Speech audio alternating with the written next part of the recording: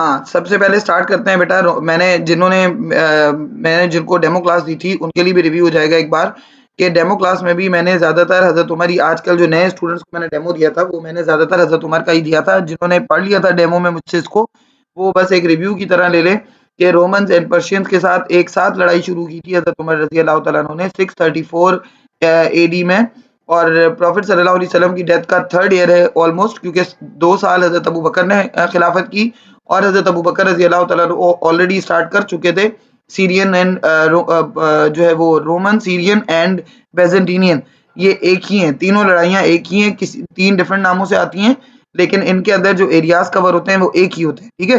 तो इसमें कन्फ्यूज़ मत होइएगा कि बुक में बेज़ेंटीनियन एम्पायर लिखा हुआ है, मिस सीरियन एम्पायर कह रही हैं या रोमन एम्पायर कह रही हैं, या मार्किंग स्कीम में रोमन लिखा हुआ है।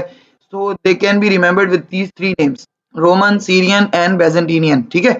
तो हज़रत उमर ने 2 तरफ से लड़ाई इसलिए शुरू की थी क्योंकि हज़रत उमर अगर दोनों तरफ से ना लड़ते, मैं पहले भी ये बता चुकी थी कि अगर Hazrat Umar would not be starting fight with both of them together, ये दोनों आपस में मिल जाते, because they both were having rivalry with each other.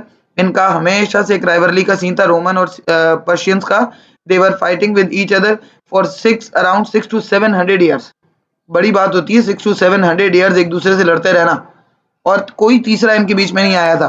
तकरीबन 600 to 700 years they both were ruling. एक एरिया एक के पास आ जाता, वो अपना एरिया वापस लेने के लिए लड़ते, फिर दूसरा जीत जाता, कभी रोमन जीत जाते, कभी पर्शियन जीत जाते, and they were going on in this way for 600 to 700 years. This is a big deal and no third power came in between both of them. कोई तीसरी पावर इन दोनों के बीच में नहीं आई थी, और कभी इनको जरूरत नहीं पड़ी थी कि they both would join their hands together against someone else. लेकिन ये पहली बार थी कि अगर हजरत उमर जो है वो इनको अपॉर्चुनिटी देते, दे कुड बाय टाइम। और अगर ये टाइम बाय करते, टाइम बाय करने का मतलब आप समझते होंगे कि जब हम किसी को थोड़ा टाइम देते हैं ना, उस टाइम का एडवांटेज लेता है, फायदा उठाता है। तो हजरत उमर अगर इनमें से किसी एक को भी टाइम देते, रोमन्स को या पर्शियंस को, तो they could like in a way they could go together against the Muslims. ये मुसलमानों के अगेंस्ट एक हो जाते, और फिर मुस्लिम्स को इन दोनों के लिए लड़ना मुसलमानों के साथ मुसलमानों के लिए बहुत मुश्किल हो जाता है इन दोनों के साथ लड़ना अलग अलग सेपरेटली। और ऐसा हुआ भी था बैटल ऑफ यरमुक और कादसिया से पहले, लेकिन बहरहाल मुस्लिम्स ने उनको अपॉर्चुनिटी नहीं दी, और वो वहीं पर सीन खत्म हो गया। They could not join hand together. अब जो है वो बैटल ऑफ मारवा या जसर या ब्रिज, इसको इसलिए कहते हैं क्योंकि मारवा इज पर्शियन, वालेकुम अस्सलाम, मारवा is Persian name of bridge, जसर is Arabic and bridge is English. तो पर्शियन की ये वाली जो बैटल हुई थी 634 में, जब ये बैटल स्टार्ट हुई तो ऑलरेडी रोमन्स के अगेंस्ट वहाँ डमास्कस में बैटल चल रही थी 634 में ही, और हज़रत अबू बकर पहले ही दमास्कस रवाना कर चुके थे हज़रत खालिद बिन वलीद को। हज़रत Khalid bin Walid was in Damascus, और मैंने उस वक्त ये पहले भी पढ़ाते हुए ये बताया था आपको कि लोगों को ऐसा लगता था कि when Khalid bin Walid is not the part of the battle, it means that they are unable to win the battle. मतलब उनको लगता था victory is because of Khalid bin Walid. और अब जो पुराने जो एक्सपीरियंस मुस्लिम्स हैं, जो वेटरन्स हैं बैटल ऑफ बदर और बैटल ऑफ ओहद के, या फिर जिन्होंने प्रॉफिट सल्लल्लाहु अलैहि वसल्लम के साथ भी बैटल्स लड़ी हैं उनकी लाइफ टाइम में, दे न्यू इट के victory is from Allah. But newly converted Muslims भी तो थे, न्यूली कन्वर्टेड मुस्लिम्स तो टोटली रिलाई करने लगे थे हजरत खालिद बिन वलीद पर। तो इस सिचुएशन को लेकर Hazrat Umar was very much worried, क्योंकि बैटल ऑफ जसर या बैटल ऑफ ब्रिज जिस जगह पर हुई, दैट वाज रिवर यूफ्रेट, और रिवर यूफ्रेट्स के एक किनारे पर वो खड़े थे पर्शियंस, क्योंकि they wanted to take their capital Hira back. क्योंकि हजरत अबू बकर की खिलाफत में हजरत खालिद बिन वलीद की सुपरविजन में एक बैटल हुई थी जिसमें Hira was taken by the Muslims. Muslims ने हिरा उनसे छीन लिया था पर्शियन से। Now this is the high time के पर्शियंस को लगता था कि they would have to take their capital city back.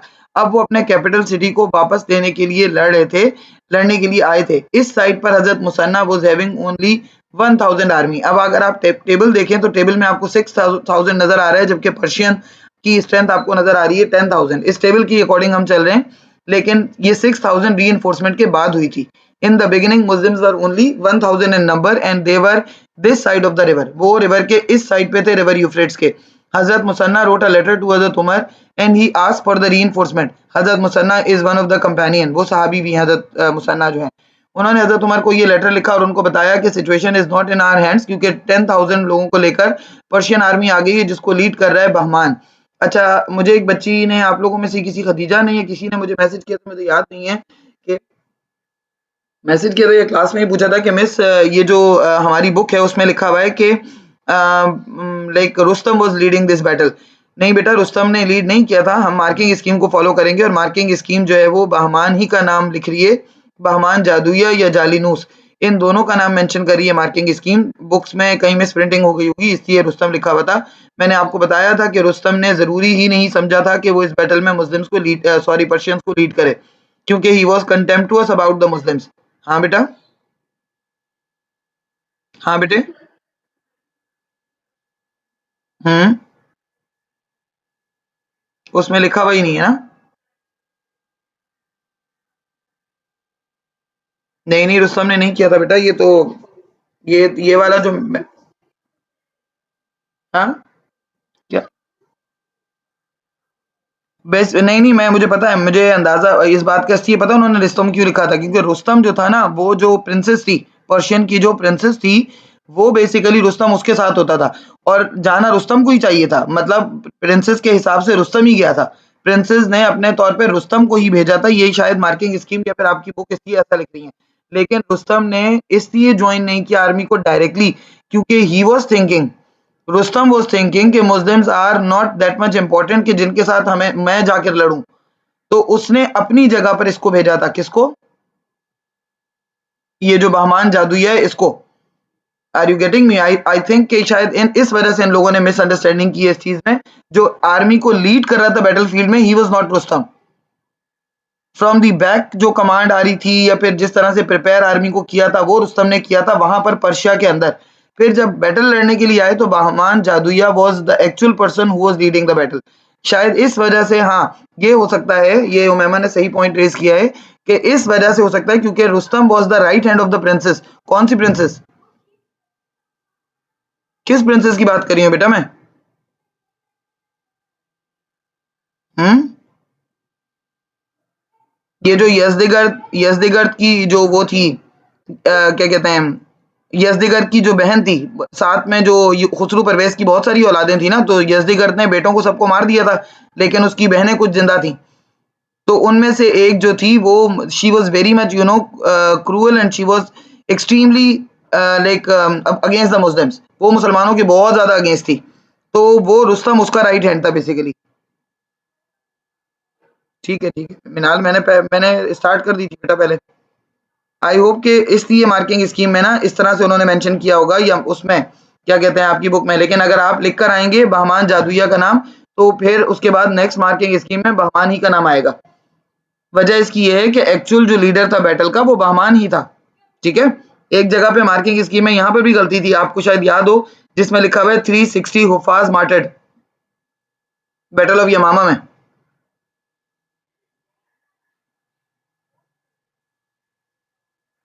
हम्म। नहीं नहीं, हजरत जाफर हो सकता है गए भी हों, लेकिन लीड हजरत जाफर ने नहीं किया था। देखो उसमें तो हमने नाम तो सबके सबके नाम नहीं पढ़े ना, हमने लीड उसमें हजरत उस्मान ने किया था।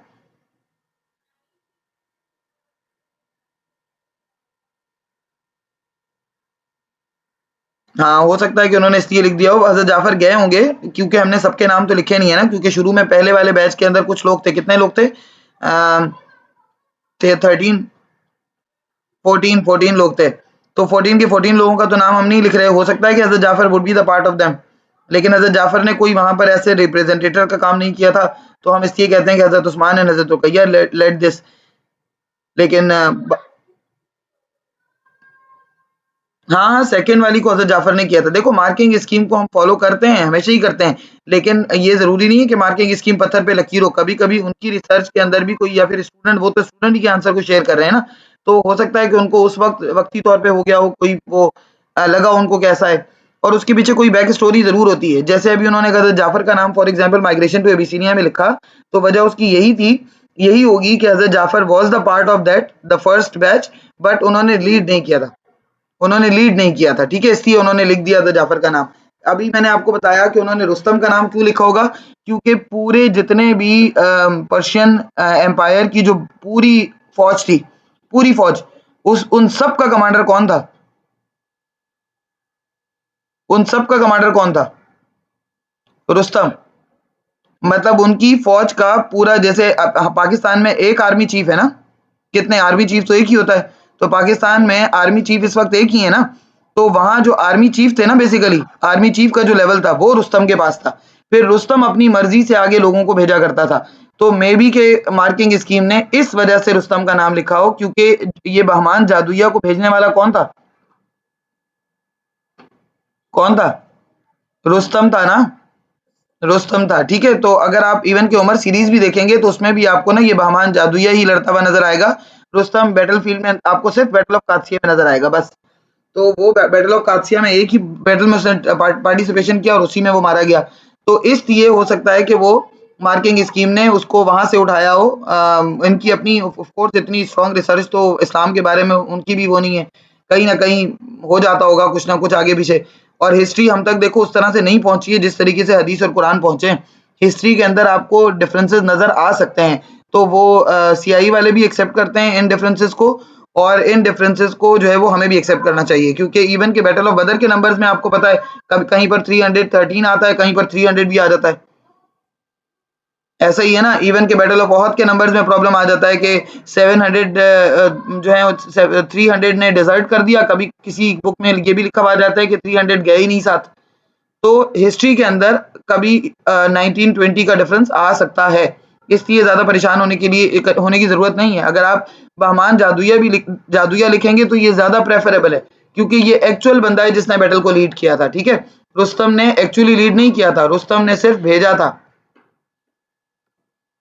रुस्तम ने सिर्फ भेजा था, इसलिए हम एक्चुअल नाम लिखेंगे, वो ज्यादा प्रेफरेबल है।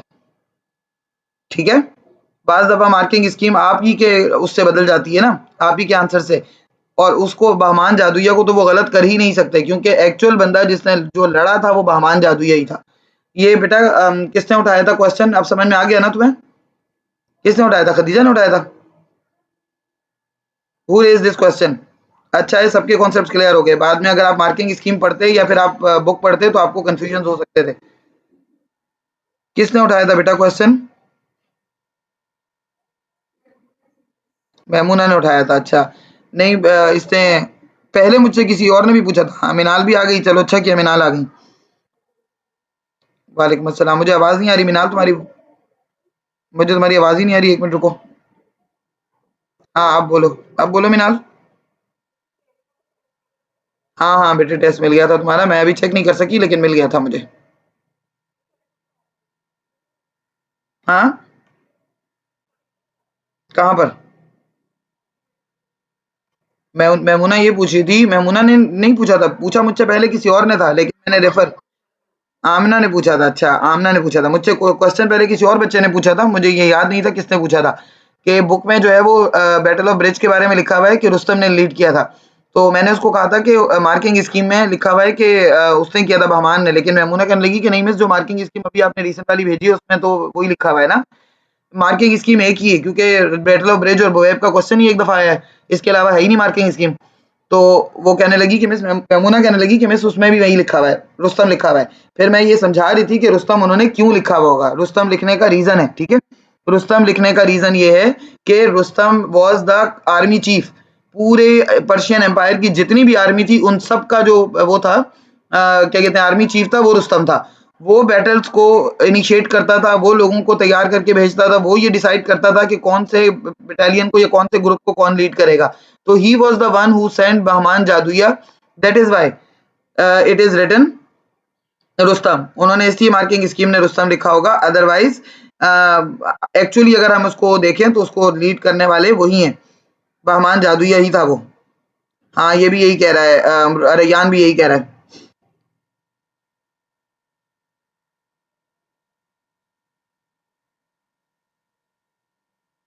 देखो बेटा, इसमें तुम्हारी बुक में ना कुछ और लिखा हुआ है, क्या कहते हैं रैयान, तुमने जो मुझे डॉक्टर साकिब की बुक की पिक्चर भेजी है, इसके अंदर देखो ये लिखा हुआ है कि इसने ना, रुस्तम ने गैदर्ड की आर्मी। यहाँ पर देखो ये नहीं लिखा हुआ कि रुस्तम ने जाके मैदान जंग में लड़ा, लिखा हुआ है कि ही गैदर्ड एन आर्मी। मैंने आपको पहले भी अभी थोड़ी देर पहले यही समझाया कि आर्मी रुस्तम ने ही गैदर्ड की, because he was army chief. Chief of army staff जो होता है ना, वो डिसाइड करता है कि कौन जाके लड़ेगा।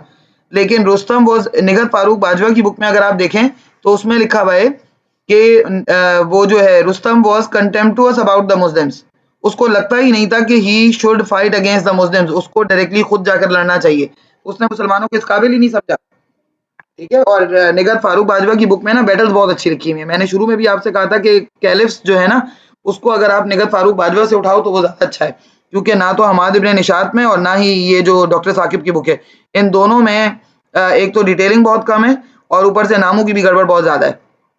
आई होप कि जो आप लोगों की बुक है निगहत फारूक बाजवा, उसमें क्या लिखा हुआ है? उसमें क्या लिखा हुआ है बेटा? किसी को पता है? उसमें मेरे ख्याल से बहमान जादुइया ही लिखा हुआ है। और वैसे हिस्ट्री के अकॉर्डिंग बहमान जादुइया ने ही डायरेक्टली लीड किया था बैटल को। ठीक है, तो आप लोग बहमान जादुइया ही लिखिएगा, इसलिए हिस्ट्री के अंदर आपको डिफरेंसेस ऑफ द ओपिनियन बहुत मिलते हैं, इसको इसके लिए परेशान नहीं होइएगा। अच्छा, मुस्लिम्स की तरफ से मुसन्ना जो थे वो मेन कमांडर थे। ही वाज, अच्छा इवन के नंबरिंग में भी प्रॉब्लम आती है। कुछ लोग कहते हैं कि हजरत मुसन्ना के पास पहले से 3000 लोग थे, 3000 और भेज दिए। कुछ लोग कहते हैं कि हजरत मुसन्ना के पास 2000 थे, 4000 और भेज दिए। लेकिन अगर आप 1000 और 5000 का रेशो लिखोगे तब भी गलत नहीं है। तो इसमें कुछ भी गलत नहीं है, there is nothing wrong and right in this, क्योंकि हिस्ट्री हम तक वैसे नहीं पहुंची है, हम तक मतलब किसी भी हिस्टोरियन तक हिस्ट्री वैसे नहीं पहुंची जैसे कुरान एंड हदीस को कंपाइल किया गया है। हिस्ट्री के अंदर बहुत सारी चीजें मिसिंग हैं। ठीक है, इसीलिए तो इतने इख्तिलाफात हैं, इतनी लड़ाइयाँ हैं। एनी हाउ कंटिन्यू करते हैं।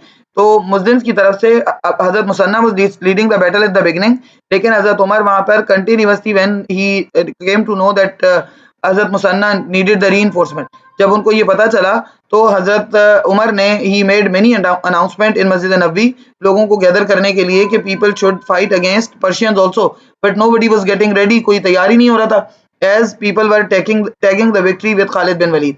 Any how, one of the Muslim, he was a young Muslim and he was from Banu Sakif tribe. I told you that Banu Sakif tribe का पीछे हमारे साथ कहाँ वो गुजरा है?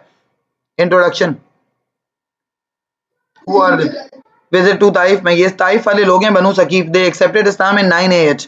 तो उनमें से एक बंदा खड़ा हुआ Abu Ubaid al Saqafi, he was not a companion, he stood up and he agreed to participate in the Persian campaigns। उन्होंने कहा कि वो पार्टिसिपेट करेंगे पर्शियन कैंपेन्स में। हजरत उमर ने उनके अंडर आर्मी प्रिपेयर की 5000 लोगों की, और हजरत उमर ने अबू उबैद सकाफी को ही बना दिया commander in chief of the army, उस बटालियन का, उस पर्टिकुलर ग्रुप का उनको भेजा। इवन दो कुछ कंपेनियंस को प्रॉब्लम भी था कि he is not a companion and वो कंपेनियंस उसके अंडर कमांड जाएंगे, बट हजरत उमर ने इसलिए इनको चूज किया because he was the first one two volunteer himself against the Persians.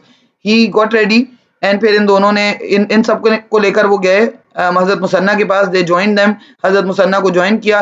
Other from the other side of the river there was a bridge in between both of the armies. वो जो river था, river Euphrates, उसके ऊपर एक छोटा सा bridge था।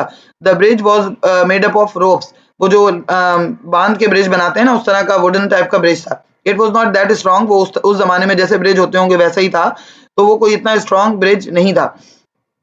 अच्छा, जैसे ही ये मुस्लिम आर्मी भी 6000 की वहां पर सामने नजर आई, उस साइड के जो पर्शियंस थे, they started shouting and they started making noises. और वो जैसे आप लोग स्कूल में भी हाका वाका करते हो ना, तो ये वहीं से उन्हीं लोगों से आया है, अफ्रीकन से इन्होंने स्टार्ट किया था। सबसे पहले अफ्रीकन से स्टार्ट किया था, दूसरों को प्रेशराइज करने के लिए अजीब अजीब तरह की आवाजें निकालना। तो they started this, they wanted to provoke the Muslims, और वो मुस्लिम्स को ओपन चैलेंज दे रहे थे कि they should cross the river. जबकि इधर हजरत Muthanna was veteran, he was experience person, he did not give permission to the Muslims to cross the bridge. उन्होंने मुस्लिम्स को मना किया कि we are not suppose to cross the bridge, उनको cross करने दो। लेकिन Abu Ubaid al Thaqafi, as I told you, he was a young Muslim, he was enthusiastic, he decided to cross the bridge. उन्होंने कहा कि भाई हम coward नहीं, हम यहाँ पर कब तक खड़े रहेंगे, ना हम क्रॉस कर रहे हैं ना वो क्रॉस कर रहे हैं। लेकिन पर्शियंस चाहते ही ये थे कि मुस्लिम्स क्रॉस करें, because they were fighting with the, what were their war animals, उनके पास वॉर एनिमल्स क्या थे?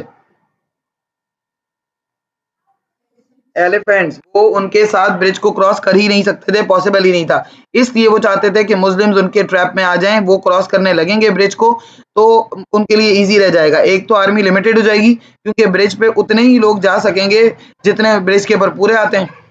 और उनको ये भी पता था कि Muslims are not expert of swimming. Muslims horse riding के, बोज एंड एरोज के, आर्चरी में, इन सब चीज़ों के एक्सपर्ट हैं, स्वॉर्ड्स के, but they are not expert of swimming. They had nothing to do with the swimming. इसलिए they were already like somehow उनको मुस्लिम्स का बैकग्राउंड पता था कि वो अरब्स हैं। अरब्स का कभी भी स्विमिंग से कोई लेना देना रहा नहीं, तो उनके ट्रैप में मुस्लिम्स फंस गए। When Abu Ubaidah Saqafi tried to cross the bridge and he reached to the other side, और बाकी के लोग भी, half of them were on the bridge, तो ब्रिज की रोप काट दी गई। अब कुछ लोग कहते हैं कि हजरत अबू उबैदा सकफी ने खुद काट दी थी रोप्स ब्रिज की, और कुछ लोग कहते हैं कि अबू उबैदा सकफी ने नहीं काटी थी, बल्कि क्योंकि हजरत अबू उबैदा सकफी नहीं चाहते थे कि लोग रिटर्न वापस जाएं और they should flee from the battlefield. लेकिन कुछ लोग कहते हैं कि नहीं, किसी जो है वो पर्शियन ने काट दी थी, so that they knew that Muslims would not be able to return, और वो सबके सब मारे जाएं। बहरहाल जिसने भी काटी थी, जो भी किया था, ब्रिज की रोप्स कट गई, और ब्रिज की रोप्स कटने के बाद सिचुएशन काफी हद तक खराब हो गई, and Muslims were unable to run away from the battlefield. वो भाग भी नहीं सक रहे थे मुसलमान, वो वहीं पर फंस गए। 4000 Muslims almost cross the bridge, और उन 4000 को बचाना, मतलब 4000 से भी ज्यादा, बल्कि जो हजरत उनकी अबू उबैदा सकफी की जो कमांड में आए थे, उनमें से ज्यादातर जो है वो ब्रिज में फंस गए थे, यानी मोर देन 4000। अब Abu Ubaida Thaqafi, his brothers and his sons, सबसे पहले हजरत Abu Ubaida Thaqafi tried to attempt on the elephant, जो कि सबसे बड़ा एलिफेंट था, बट वो एलिफेंट गॉट इंजर्ड, और वो और ज्यादा गुस्सा हो गया elephant. He got in like elephant got in rage, और उसने हजरत अबू उबैदा सकफी को ट्रैम्पल कर दिया। नॉट अबू उबैदा सकफी, बल्कि उनके भाई उनको बचाने के लिए आए। He was also stamped by the elephant, his sons also martyred in this battle. Abu Ubaida Thaqafi का समझ लो पूरी family was martyred in this battle, क्योंकि वो सबको साथ लेकर आए थे लड़ने के लिए। तो बहरहाल उन्होंने वो तो मारे गए वहां पर बैटल में, और उनके बच्चे भी बिल्कुल ही यंग थे, खुद वो यंग थे, मतलब उनकी एज इतनी ज्यादा नहीं थी, तो आप अंदाजा कर सकते हैं कि उनके बच्चे भी इतने यंग यंग ही होंगे। इनके 1 या 2 बेटे थे, एंड वो दोनों यंग ही थे बिल्कुल। दे all were martyred in the battle. हाँ बेटा। नहीं नहीं, खालिद बिन वलीद तो उधर दमास्कस में लड़ रहे हैं ना, ये तो पर्शियन की साइड पे हो रही है ना बैटल। खालिद बिन वलीद तो वहां फंसे हुए हैं 1 साल से दमास्कस में, इसीलिए तो लोग आ नहीं रहे। हाँ, यही तो कह रहे थे वो कि खालिद बिन वलीद नहीं है तो हम नहीं जीत पाएंगे, और वो बात सच भी हो गई कि वो हार भी गए मुसलमान। बहरहाल हजरत Muthanna started once again, he tried to make the bridge, he tied the boats together, उन्होंने बोट्स को आपस में बांधा, बोट्स को बांधकर he temporary bridge he created, and he tried to rescue some of the Muslims from the other side. इधर से जो 1000 मुस्लिम्स बच गए थे, उनके साथ वो उस साइड पर गए, और वहां से जाकर जो 4000 में से ही कुड रेस्क्यू ओनली 1000, 1000 को वो रेस्क्यू करके वापस लेकर आए, और बाकी मुस्लिम्स जो है वो तकरीबन 4000 Muslims martyred in this battle. उनकी कैजुअलिटीज का नहीं पता कि पर्शियंस की कितनी कैजुअलिटीज हुई थी। बहरहाल कुछ लोग उनके भी मारे गए थे, but Muslims were more in number who were martyred. However हजरत उमर को इसका बहुत ज्यादा अफसोस था कि कैसे मुसलमान इतने ज्यादा शहीद हो गए, लेकिन बहरहाल अब इस बैटल का रिवेंज लेना तो बनता था, क्योंकि Muslims lost their reputation in Arabs also, क्योंकि पर्शियंस तो वैसे ही उनके लिए कंटेम्प्टुअस थे।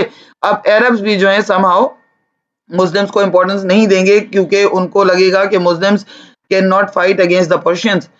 और अभी तक रोमन्स के साथ भी 1 साल हो गया था। Khalid bin Walid was unable to get into the Damascus, तो डेमास्कस के अंदर अभी तक खालिद बिन वलीद नहीं जा सके थे, तो इसलिए थोड़ा सा हजरत उमर को वापस अपना रीगेन करना था, अपनी रेपुटेशन को रीगेन करना था। और अभी जो कैपिटल उनका उनसे ले लिया था मुस्लिम्स ने हजरत अबू बकर की खिलाफत में, Hira, they had taken it back successfully. Hira उन्होंने वापस ले लिया, और हिरा जब उनके पास चला गया, तो ये मुस्लिम्स के लिए एक और बहुत बड़ा क्वेश्चन मार्क था। इस रेपुटेशन को वापस गेन करने के लिए in 635 Hazrat Umar once again got ready for another war. लेकिन इस वॉर में हजरत उमर ने एक काम और किया कि Hazrat Umar wrote letters to the Arab Christians who were living there in Persia.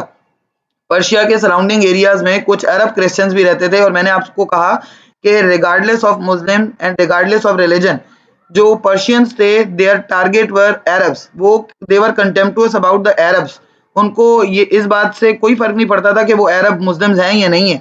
उनको ये प्रॉब्लम था कि in general Arabs are like Bedouin, and they are unable to fight against us. मतलब अरब्स के साथ हम क्यों लड़ेंगे, वो सिर्फ रोमन्स को अपना वो समझते थे कॉम्पिटिटर, वो अरब्स को कभी भी अपना कॉम्पिटिटर नहीं समझते थे रिगार्डलेस ऑफ रिलीजन। लेकिन जो अरब्स वहां उनकी टेरिटरी में रहते थे, they were very cruel to them. उन अरब्स के साथ वो बहुत ज्यादा क्रूअल थे पर्शियंस। और इधर हजरत उमर का जो ट्रीटमेंट था लोगों के साथ, क्रिश्चियंस वो भी ऑब्जर्व कर चुके थे कि the way Hazrat Umar and the Muslims treat the non Muslims minorities, कि नॉन मुस्लिम्स माइनॉरिटीज को मुस्लिम्स किस तरह से ट्रीट करते हैं। ये एग्जांपल हमें मिल चुकी है ऑलरेडी ट्रीटी ऑफ मदीना में, चार्टर ऑफ मदीना में, कि प्रॉफिट सल्लल्लाहु अलैहि वसल्लम ने माइनॉरिटीज को किस तरह से राइट्स दिए थे, religious freedom, social freedom, financial freedom. तो यही फ्रीडम उनको हजरत उमर और दूसरे जो मुस्लिम थे उन्होंने भी प्रोवाइड किया। तो Arab Christians were somehow inspired and they were under the influence of the treatment of the Muslims. उनको लगता था कि मुस्लिम्स, मतलब हमें अगर किसी और रिलीजन को के लोगों का साथ ही देना है तो कौन सा बेहतर है, फिर पर्शियंस बेहतर है या मुस्लिम्स बेहतर हैं?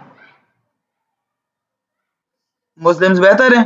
तो उन्होंने ये डिसाइड किया कि हम मुसलमानों का साथ देंगे। When Hazrat Umar wrote them letters to come forward and take part in the battle against the Persians, they stood up and they came under the flag of Muslims. वो मुसलमानों के क्रिश्चियन ही रहे, they did not change their religion, but they came under the flag of Muslims and they fought with the Muslims against the Persians. इसकी वजह से मुस्लिम army बढ़ गई। पीछे हमने देखा कि Hazrat Umar could manage only 6,000 people, इतना कन्विंस करने के बाद। लेकिन इन अरब क्रिश्चियंस के साथ मिल जाने की वजह से मुस्लिम आर्मी की जो स्ट्रेंथ है वो काफी हद तक बढ़ गई। एंड अब लेकिन पर्शियन की स्ट्रेंथ तो बिल्कुल ही हाथ से निकल गई। Muslims were only 20,000 in number, जबकि अदर साइड पर्शियंस वर 200,000, 2 लाख। अच्छा, आपको बुक्स के अंदर, मार्किंग स्कीम के अंदर, नंबर्स के अंदर भी डिफरेंस नजर आ सकता है, नो प्रॉब्लम एट ऑल। बस आप ये मेरा वाला नंबर जो है या तो ये लिख दें या फिर मार्किंग स्कीम वाला नंबर लिख दें, दोनों दोनों नंबर बिल्कुल ठीक है।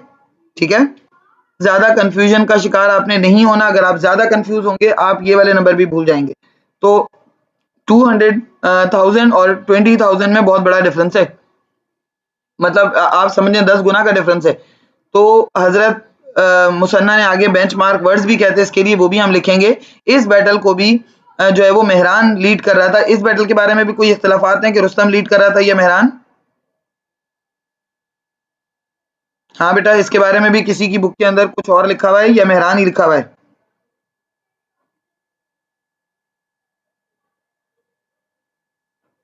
हम्म, मेहरान ही लिखा हुआ है ना, बस ठीक है, मेहरान ही है, इसको भी। Okay great. निगत फारूक बाजवा वाली में बैटल्स अच्छी लिखी हुई है, इवन बैटल ऑफ नहावन और इनकी स्टोरीज भी काफी अच्छी लिखी हुई है। बल्कि नहावन तो बिल्कुल वैसी लिखी है जैसे मैंने यहाँ पढ़ाई है ना, वही है। हाँ, अरब क्रिश्चियंस। नहीं नहीं बेटा, अरब क्रिश्चियंस रोमन नहीं थे, वो रोमन्स के मतलब उससे बाहर थे बिल्कुल ना, वो रोमन्स थे। देखो जिस तरह रोमन्स जो थे वो रोम के क्रिश्चियंस थे ना, तो ये अरब क्रिश्चियंस अरब के क्रिश्चियंस थे। जैसे हमारे सामने वो जो ज्यूस थे, बनु कैनुका, बनु नजीर, वो कहाँ के ज्यूस थे? वो अरब ज्यूस थे ना। मतलब जो अरब तीन डिफरेंट डिफरेंट टेरिटरीज थी ना, पर्शियंस की अपनी एक टेरिटरी थी, अरब्स की अपनी एक टेरिटरी थी, और रोमन्स की अपनी एक टेरिटरी थी। जिस टेरिटरी के अंदर जो भी रिलीजन आता था वो वहीं का कहलाता था ना। आर यू गेटिंग मी बेटा? हाँ बेटा, तुम्हें मेरी बात समझ में आ रही है कि वो रोमन्स के साथ वो कभी भी नहीं थे, रोमन्स का उनसे कोई लेना देना ही नहीं है, क्योंकि देवर अरब क्रिश्चियंस। वो मतलब जो जिस तरह से मुस्लिम्स अरब मुस्लिम्स थे ना, वो तो बाद में उनके अंदर इस्लाम आया। इस्लाम से पहले तो वो भी नॉन मुस्लिम थे। अब उन्होंने, वो तो आइडल वर्शिपर थे इन द बिगिनिंग, अरब सारे आइडल वर्शिपर थे, लेकिन कुछ अरब्स ने ना जूडिज्म और क्रिश्चियनिटी को एक्सेप्ट कर लिया था, क्योंकि आइडल वर्शिपिंग से तो ज्यादा ही वो इट मेक सेंस। लेकिन फिर बाद में जब इस्लाम आया तो उन्होंने इस्लाम ही एक्सेप्ट कर लिया, तो अरब क्रिश्चियंस का उनसे कोई लेना देना नहीं था। ठीक है, तो बहरहाल एक 200,000 और 220,000 में जमीन आसमान का फर्क है, लेकिन बहरहाल दे गॉट रेडी। मुसलमान तैयार थे लड़ने के लिए। हजरत Muthanna was leading the battle from the sick bed, क्योंकि हजरत मुसन्ना जब वो बोट्स का ब्रिज बना रहे थे वहां बैटल ऑफ ब्रिज में, और वो सब चीजें कर रहे थे, he was rescuing the Muslims, he got injured, severely injured. शदीद चोटें लगी थी हजरत मुसन्ना को, और वो बहुत मुश्किल से खड़े हो पा रहे थे। लेकिन फिर भी हजरत उमर ने दोबारा हजरत मुसन्ना को ये रिस्पॉन्सिबिलिटी दी, और हजरत मुसन्ना ने ली भी ये responsibility, because he was experienced, on the basis of experience, क्योंकि वो एक बैटल पर्शियंस के अगेंस्ट कर चुके हैं और उनको सबक हासिल हो चुका है कि क्या-क्या मिस्टेक्स हमने की थी। तो he would not B repeating the same mistakes, इसलिए हज़रत उमर ने चूज़ किया कि हज़रत मुसन्ना को ही लीड करना चाहिए इस बैटल को भी, because this battle was actually the revenge of the battle of bridge. वो जो 4000 मुस्लिम्स मार्टर्ड हुए थे, ये उसका रिवेंज था एक तरह से, once again regaining the control over the Persian cities. ये मुस्लिम्स की तरफ से एक समझ लो उनको जवाब था, दैट वाज़ एन आंसर जो उन्होंने किया। तो मुस्लिम्स की तरफ से वंस अगेन हज़रत Muthanna was directing the battle, but he was directing from sick bed. अच्छा, वहाँ पर once again this battle happened on the battle of on the river Euphrates, but ये सेम जगह पर नहीं हुई, थोड़ा सा उस जगह से अलग एरिया था ये, इसका नाम था बुवेब। इस एरिया का ही नाम बुवेब था। अब जब मुस्लिम्स वहां गए तो हजरत मुसन्ना समझ गए थे कि सामने बहुत बड़ी आर्मी है, 200,000 इज अ बिग डील, 200,000 से लड़ना हमारे लिए पॉसिबल नहीं है, इसलिए उन्होंने पहले ही मुस्लिम्स को यहाँ पर बाउंड कर दिया कि we are not suppose to cross the bridge whatsoever. कुछ भी हो जाए, कितना भी प्रोवोक करें, कितना भी इंस्टिगेट करें, हमने ब्रिज क्रॉस नहीं करना। And this time they were overwhelming. जब आप ओवरवेलमिंग हो जाते हैं ना, जैसे उस पिछली दफा अबू वैदा सकफी ओवरवेलमिंग हो गए थे, उन्होंने कहा हम कॉवर्ड थोड़ी हैं यहाँ खड़े रहें। इस बार पर्शियंस ने ये गलती की, क्योंकि already they were over confident, once they already defeated the Muslims. बड़ी हार एक मुसलमानों को वो दे चुके थे, 4000 मुस्लिम्स मार्टर्ड होना कोई छोटी बात नहीं है। उनको लगा कि इतना इजी टारगेट थे मुसलमान, इतने बेवकूफ थे, ब्रिज पे चढ़े, हमने सबको मार भी दिया, हमारे एलिफेंट्स ने उनको ट्रैम्पल कर दिया, कोई बड़ी बात ही नहीं है ये। तो this time they were overwhelming and they over confident, और उनका ओवर कॉन्फिडेंस उनको ले डूबा। And this time they made this mistake many days, मतलब 4 से 5 दिन वो खड़े रहे and they were instigating the Muslim, but Hazrat Muthanna was determined कि हम क्रॉस नहीं करेंगे ब्रिज। जब उन्होंने देखा कि Muslims are not crossing the bridge, तो अब उन्होंने डिसाइड कर लिया कि यार ये नहीं क्रॉस कर रहे, हम जाकर मार देते हैं ना, क्या फर्क पड़ता है, let's cross the bridge. Mehran ने उनको कमांड किया कि हम क्रॉस कर लेते हैं bridge. When they started crossing the bridge, अब उनको एलिफेंट्स तो अपने वहीं छोड़ के आने पड़े, क्योंकि उनके elephants could not cross the bridge like in this वे। वो जो रोप्स का बना हुआ ब्रिज है उसको एलिफेंट्स क्रॉस नहीं कर सकते, एलिफेंट्स पीछे ही रह गए। Half of the army could manage to come through the bridge, और मुस्लिम्स ने पहले ही स्ट्रेटेजी बनाई हुई थी, हजरत मुसन्ना ने, उन्होंने तैयार रखा हुआ था कि as soon as Persians would try to cross the bridge shower arrows upon them. Muslims ने ऐसा ही किया, जैसे ही वो आधे से ज्यादा ब्रिज पर पहुंच गए, Muslims showered arrows upon them, many casualties happened. वो जो है वो गिरते रहे, पर्शियंस जो है उनके जो हॉर्सेस थे उनके अंदर क्योस एंड पैनिक क्रिएट हो गया, उनके एलिफेंट्स के अंदर पैनिक क्रिएट हो गया, and they started stamping their own people. Elephants इतने ज्यादा केओस और पैनिक में आ गए कि उन्होंने अपने ही बंदों को, अपने ही लोगों को ट्रैम्पल करना शुरू कर दिया, स्टैम्प करना शुरू कर दिया। And like many Persians were killed, कहा जाता है कि 100,000 पर्शियंस वर किल्ड, और ये बहुत बड़ी तादाद है। इतनी बुरी हालत हो गई थी कि वो जो मेहरान था इनका commander, he was killed by just an ordinary man from Banu Taghlib tribe. मतलब कोई उसका कोई बड़ा नाम नहीं है, कोई पीछे कोई बड़ी उसकी लेगेसी नहीं है। अगर कोई कंपेनियन उसको कत्ल करते तो फिर एक बात भी थी ना। और ये जो मेहरान था, इसका रुस्तम से क्या रिश्ता था, do you know, do you have any idea? इसका भाई था, मेहरान का भाई था रुस्तम। तो रुस्तम को तो बहुत बुरा लगा था कि यार एक आम से बंदे ने उठ के मेरे भाई को मार दिया। लाइक बनू तक उसके लिए आम सा बंदा होगा, हमारे लिए तो वो इम्पोर्टेंट था, हमारे लिए each Muslim is important for Hazrat Umar and for Hazrat Muthanna. तो हमारे लिए नहीं, हम उनके परस्पेक्टिव से कह रहे हैं कि उनको लगा कि यार एक आम से बंदे ने इतने बड़े हमारे कमांडर को मार दिया। Mehran was also a very brave warrior and expert Archer, उसके उसकी बहुत बड़ी लेगेसी थी। तो उसको जो है वो इस तरह से मार दिया गया। ये चीज बड़ी पर्शियंस के लिए that was a very big एक आप कह सकते हैं लैशबैक, कि इसके बाद पर्शियंस को गुस्सा था बहुत ज्यादा, इसीलिए तो बैटल ऑफ कादसिया हुई थी। तो जैसे ही मेहरान मारा गया, द टेबल्स वर टर्न। पहले थोड़े फिर भी पर्शियंस लड़ रहे थे, लेकिन मेहरान के मरने के बाद they all were very much demotivated, now they were unable to fight and they started retreating from the battlefield. उन्होंने भागना शुरू कर दिया। As they started retreating from the battlefield, कितने तो उनके अपने ही एलिफेंट्स के थ्रू स्टैम्प्ड होकर मारे गए, और बाकी जो बच गए वो भाग गए, जिसकी वजह से the whole battlefield was under the control of Muslims. Muslims ने ना सिर्फ हेरा वापस किया, बल्कि at the end of the battle हजरत मुसन्ना ने एक बड़ी अच्छी बात की।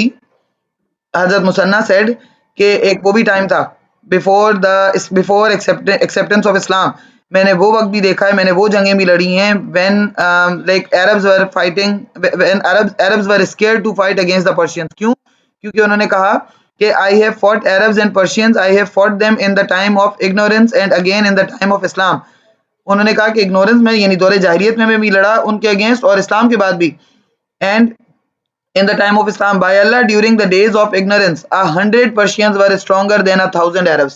एक टाइम वो था कि 100 पर्शियंस भारी पड़ जाते थे 1000 मुस्लिम अरब्स के ऊपर, क्योंकि अरब्स को इसीलिए तो कंटेम्प्टुअस थे अरब्स के बारे में, वो they were looking down upon the Arabs, क्योंकि उनको लगता था कि अरब्स हमारे मुकाबले के नहीं है। बट आज मतलब इस्लाम की ताकत से tables are turn and today 100 Arabs are stronger than 1000 Persians. और इसकी एग्जांपल आपको मिल रही है with the strength of Muslims and Persians. Muslims 20,000 थे और पर्शियंस 200,000 थे। यही डिफरेंस था जो हजरत मुसन्ना ने जिसको एड्रेस किया था eight the end of the battle. और इसके बाद पर्शियंस जो है वो पूरा साउथ इराक जो है it came under the control of Muslim rule. पहले उनको सिर्फ हेरा वापस चाहिए था, अब हेरा के साथ साथ the whole south Iraq came under the control of Muslims. अब ये नेक्स्ट बैटल जो थी battle of Qadisiyyah, that is considered as the final battle of Persians and Muslims. However इसके बाद एक बैटल और हुई है, लेकिन बैटल ऑफ कादसिया को बेंचमार्क बैटल समझा जाता है और ये 10 मार्क्स की पेपर में अलग से भी आई है, अकेली 10 मार्क्स की। बैटल ऑफ बुवेब और ब्रेज तो एक साथ आई हैं 10 मार्क्स में, but battle of Qadisiyyah came separately in 10 marks question. ठीक है, पूरी इसकी कहानी अकेली की। तो 636 में battle of Qadisiyyah happened and battle of Qadisiyyah I told you that is the battle which broke a lot of rules of Muslims and Persians both also। पहली बार कुछ सिमिलैरिटीज हैं आपको कादसिया में नजर आ रही हैं जो आगे आपको यरमुक में भी नजर आएंगी। पहली बात तो ये हुई कादसिया में कि हजरत उमर रजी अल्लाह तआला अन्हु was never in the favour to give the permission to the apostates to take part in the battle. हजरत उमर की पॉलिसी थी कि जो अपोस्टेट्स है जिन्होंने एक बार इस्लाम को रिनाउंस कर दिया या फिर उन्होंने हजरत अबू बकर की खिलाफत को रिनाउंस किया था या फिर उन्होंने ज़कात को पे करने से इनकार किया था, मतलब कोई भी लोग जो इस सारे मैटर के अंदर इन्वॉल्व होंगे उनमें से किसी को भी हजरत उमर बैटल का पार्ट नहीं बनाते थे, उनको वो लड़ने नहीं देते थे, चाहे उनको उनकी लॉयल्टी पे पूरा यकीन क्यों ना हो। बट ये हजरत उमर की पॉलिसी नहीं थी कि they would take part in the battle against Persians और Romans anyone. But first time when Muslims needed of course man power, Muslims को मैन पावर चाहिए थी, Muslims were half in the number, Persians gathered 60,000 people and इस बार ये जो army जमा की थी ये यज़दिगर्द ने खुद की थी। यज़दिगर्द कौन है? पर्शियन एम्परर था ना वो। उसने इस बार रुस्तम से कहा, पर्शियन एम्परर यज़दिगर्द ने, कि हम ऑलरेडी हिरा और पूरा साउथ इराक खो चुके हैं। We have lost Hira and the south Iraq, now I want you to participate in the battle. और रुस्तम का अपना भी एजेंडा था, क्योंकि पिछली बैटल में कौन मारा गया था? उसका भाई मारा गया था। इस बार रुस्तम को लगा कि मैं खुद जाता हूं और देखता हूं जरा मुसलमानों को, क्योंकि इससे पहले he was not taking the Muslims seriously, but now first time he took the Muslims seriously. उसने कहा कि भाई समहाउ ये मुस्लिम्स जो हैं वो तो कुछ सीरियस होते जा रहे हैं। और आपको पता है बैटल ऑफ कादसिया से पहले और बैटल ऑफ कादसिया हो रही थी और उधर बैटल ऑफ रोमन्स के अगेंस्ट कौन सी बैटल चल रही थी? यरमुक चल रही थी। यस, दोनों 636 में हुई हैं। तो आपको पता है कि वहां रोमन एम्परर जो था हेराक्लियस और यहाँ Yazdegerd, they both joined hands together against the Muslims. अगर बैटल ऑफ कादसिया में मुस्लिम्स ना जीतते तो मुस्लिम्स को बहुत बड़ा लैशबैक फेस करना पड़ता, क्योंकि रोमन्स और पर्शियंस इकट्ठे होकर मुस्लिम्स के अगेंस्ट अटैक करने वाले थे, क्योंकि now they were tired of the Muslims कि यार ये तो वन बाय वन हमारे एरियाज कंट्रोल करते ही जा रहे हैं, इस तरह तो अगर हम बैठे रहे तो मुस्लिम्स जो है वो हम दोनों से बड़ी पावर बन जाएंगे। और ऐसा होने लगा था। अब उन्होंने मुस्लिम्स को सीरियस लेना शुरू किया था, यहाँ रुस्तम को लड़ने के लिए भेजकर पीछे यज़दिगर्द और हेराक्लियस आपस में मिले थे, लेकिन बहरहाल वो उनका प्लान कामयाब ना हो सका, क्योंकि कादसिया में मुसलमान जीत गए। तो हजरत उमर ने कुछ पॉलिसीज को अपनी यहाँ पर चेंज किया था। एक पॉलिसी उन्होंने ये चेंज की because they needed man power.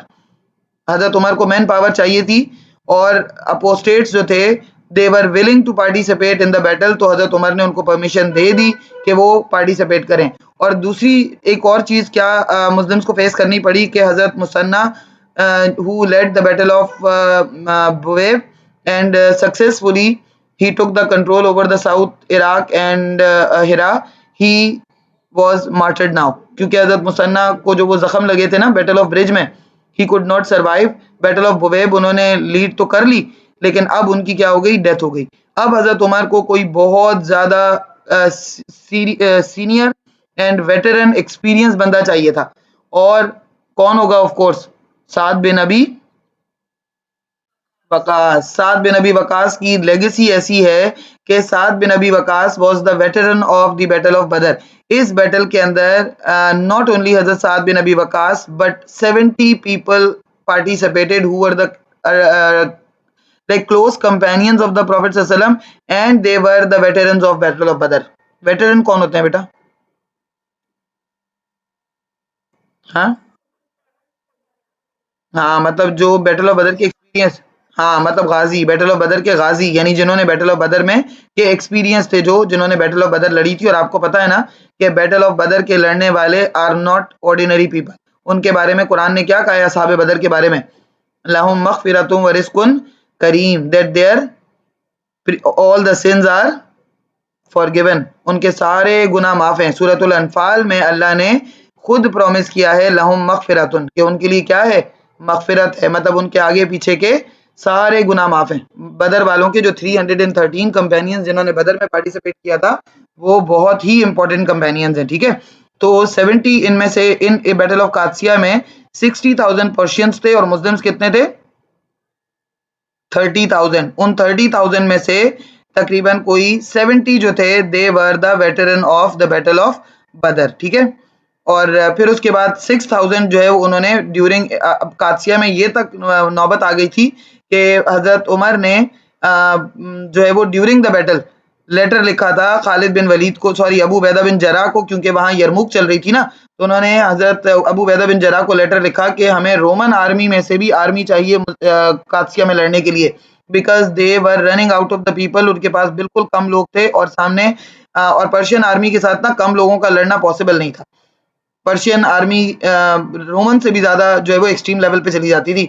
तो 6,000 people were send by Abu Ubaidah bin Jarrah from the Roman empire. अब आप सोच, उन्होंने बीच में आर्मी के ज्वाइन किया था क्योंकि उनको आते आते टाइम लग गया। आपको पता है कि रोमन और पर्शियन इस तरह थे कि रोम एक साइड पे था, एक किनारे पे था, यानी मशरिक में अगर रोम था तो मगरिब में क्या था? पर्शिया था। इतना दूर था, इतना दूर था कि कई दिन लग जाते थे इसको चलते चलते। लेकिन हजरत उमर ने अपना नेटवर्क इतना स्ट्रांग रखा हुआ था। मैंने आपको बताया था कि उन्होंने एक ना हॉर्स का एक नेटवर्क बनाया हुआ था, उसको कहते थे हॉर्स नेटवर्क। उस नेटवर्क के थ्रू ना मतलब बीच बीच में ना हॉर्सेज होते थे, और एक हॉर्स राइडर आके दूसरे हॉर्स राइडर को लेटर देता था। और ये पहली बार हजरत उमर ने इम्पोज किया था। हजरत अबू बकर के टाइम पे जो ये वो होते थे ना कमांडर इन चीफ, वो खुद ही डिसीजन ले लेते थे। जैसे खालिद बिन वलीद अपनी मर्जी से डिसीजन लेते थे जब भी कभी बैटल के अंदर कोई उनको मूव लेना होता था।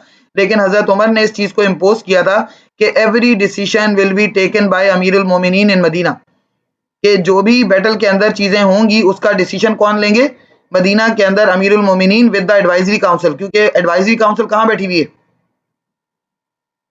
मदीना में बैठी हुई है ना। तो हजरत उमर ने इस बात को मेक श्योर किया था। हाउएवर हजरत Khalid bin Walid was not happy with this policy.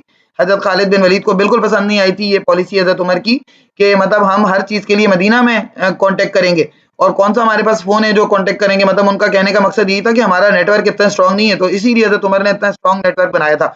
उन्होंने बेसिकली हजरत खालिद बिन वलीद को ये बताया था कि मैं ये नेटवर्क बना के आपको दिखाता हूँ, नेटवर्क बनना मुश्किल नहीं है, but you will take the permission for everything. आपको याद है जब मैंने जेरूसलम पढ़ाया तो मैंने आपको बताया था कि खालिद बिन वलीद तो पहले ये चाहते थे और वो खुद ही हजरत उमर बन के भी चले गए थे, लेकिन हजरत अबू बैदा बिन जराह ने इस बात को मेक श्योर किया कि हमें हजरत उमर को बताना है वरना वो नाराज होंगे। और हजरत उमर छोटा मोटा नाराज नहीं होते थे, वो मतलब पूरी पूरी आर्मी को जो है वो अपनी पोस्ट से हटा दिया करते थे जब उनको कोई गड़बड़ नजर आती थी। तो इतनी स्ट्रिक्ट पॉलिसीज थी, इसीलिए तो सिस्टम बहुत स्ट्रांग था। तो एनी हाउ अब क्या किया कि फिर भी लोग कम थे, 30,000 के बाद भी people were not like up to the mark. तो Saad bin Abi Waqqas who was already the veteran of the battle of Badr and he was expert in archery also, plus वो प्रॉफिट सल्लल्लाहु अलैहि वसल्लम के relative भी थे। क्या लगते थे प्रॉफिट सल्लल्लाहु अलैहि वसल्लम के साद बिन अबी वकास? हाँ, मैटरनल अंकल, मामू लगते थे, मामू, हजरत आमना के कजन थे। तो अब इस बार क्या हुआ कि हजरत साद बिन अबी वकास ने कमांड संभाली, क्योंकि Saad bin Abi Waqqas was also not an ordinary man. एक और उनकी लेगेसी क्या है कि ही इज अमंग्स्ट अशरा मुबशरा 10 ब्लेसेड कंपेनियंस में से एक है। तो बहरहाल हजरत साद बिन अबी वकास जब वहां पर पहुंचे, जब उन्होंने ये वाली जो बैटल हुई थी, बैटल ऑफ कादसिया, इसको उन्होंने ये जगह जिस जगह का नाम जिस जगह पर हुई थी उस जगह का नाम कादसिया था। जब वहां पर पहुंचे उन्होंने 60,000 आर्मी देखी तो उन्होंने और बंदे मांगे हजरत उमर से। हजरत उमर ने कहा कि मेरे पास अब बंदे खत्म हो गए। एक तो उन्होंने लेटर भेज दिया अबू उबैदा बिन जराह को, so that like some of the one group of the army could be sent from the रोम।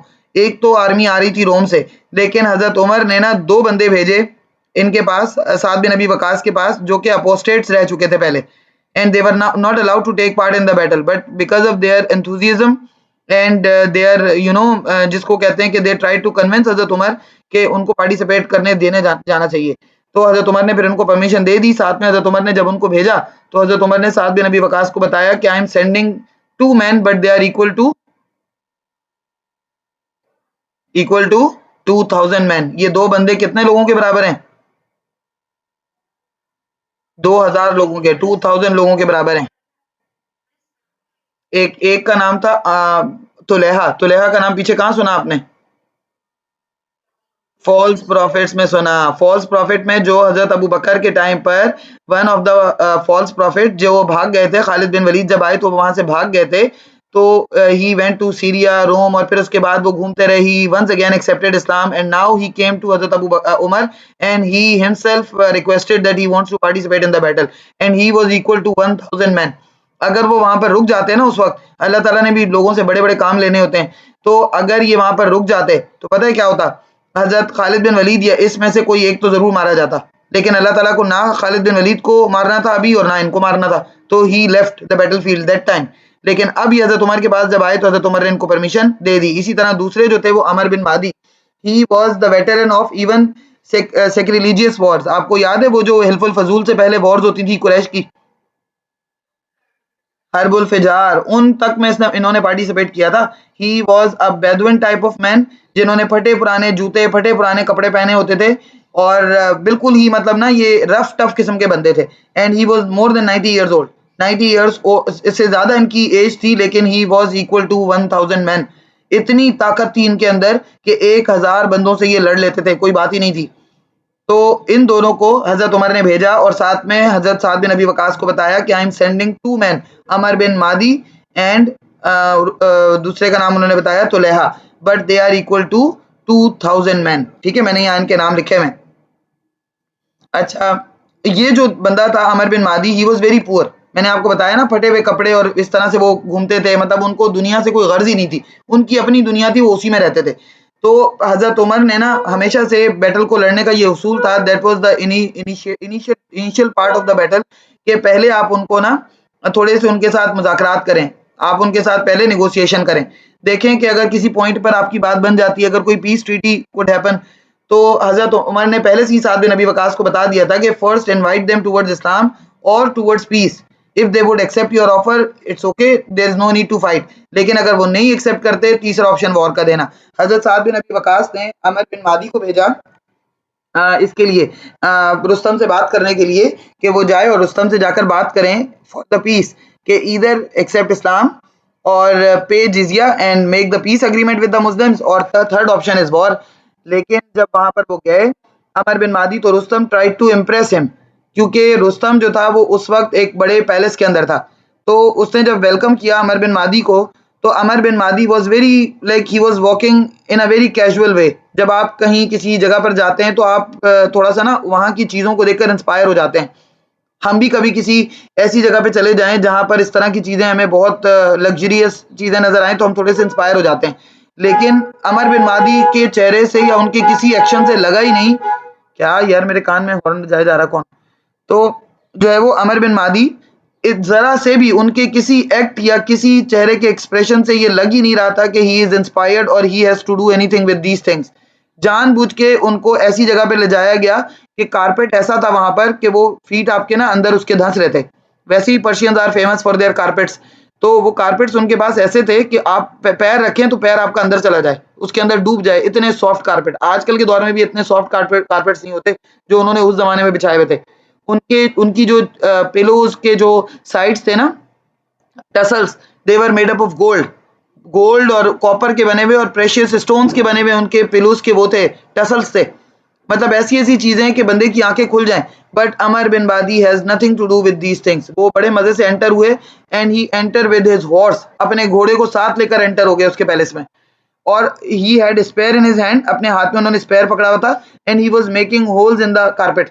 अपने स्पेयर के साथ ना वो जैसे जमीन पे रख रख के चल रहे थे और उनके पैर रखने से और उनके स्पेयर रखने से उसके कारपेट के अंदर होल्स बन रहे थे।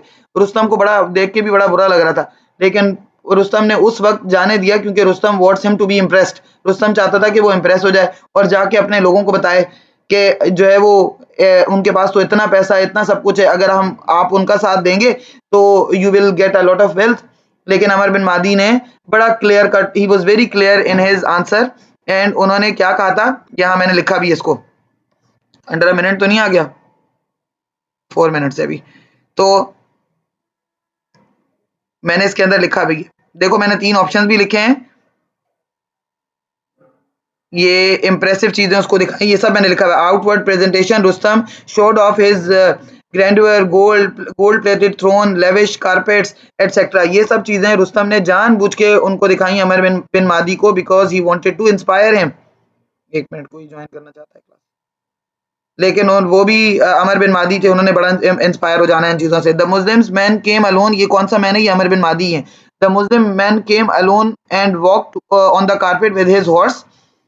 अच्छा, उन्होंने जाके अपना घोड़ा ना वहां उसके पिलू के साथ बांध दिया, रुस्तम के पैलेस के अंदर जो पिलू रखा हुआ था हॉर्स को जाके उसके साथ टाई कर दिया। तो वो रुस्तम भी हैरान हो गया होगा, यार कहाँ से आए हैं। ये देखो, ये उन्होंने बड़े बेंचमार्क वर्ड्स के, ही सेट्स अस, उन्होंने कहा कि हम यहाँ इंप्रेस होने के लिए मैं नहीं आया तुम्हारे पास, बड़े अच्छे उन्होंने वर्ड्स किए। उन्होंने कहा in the carpet with his spear and said Allah has sent us to deliver you from worshipping the creation to worshipping the creator.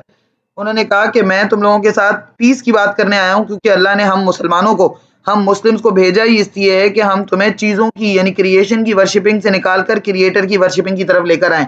अगर तो तुम हमारी बात मान लेते हो तो बहुत अच्छा है, अगर तुम नहीं मान लेते हो, तुम्हारे पास 3 ऑप्शन है, either you can accept Islam or you can make a peace agreement with us and pay jizya, और थर्ड ऑप्शन आपको पता है कि वॉर।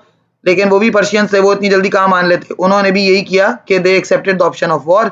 अब यहाँ पर जो दूसरे पोर्शन में आपके पास लिखा हुआ नजर आ रहा है, दूसरे कॉलम में पर्शियन रुस्तम थे Muslim Saad bin Abi Waqqas, the Muslim man Amr bin Madi Yakrib sent to Rustam was very poor and he did not have any impressive personality. ना इंप्रेसिव आउटफिट थी, ना impressive personality थी, लेकिन इससे ना अमर bin Madi को फर्क पड़ता था और ना साद बिन अबी वकास को फर्क पड़ता था, इसीलिए तो भेजा था उनको।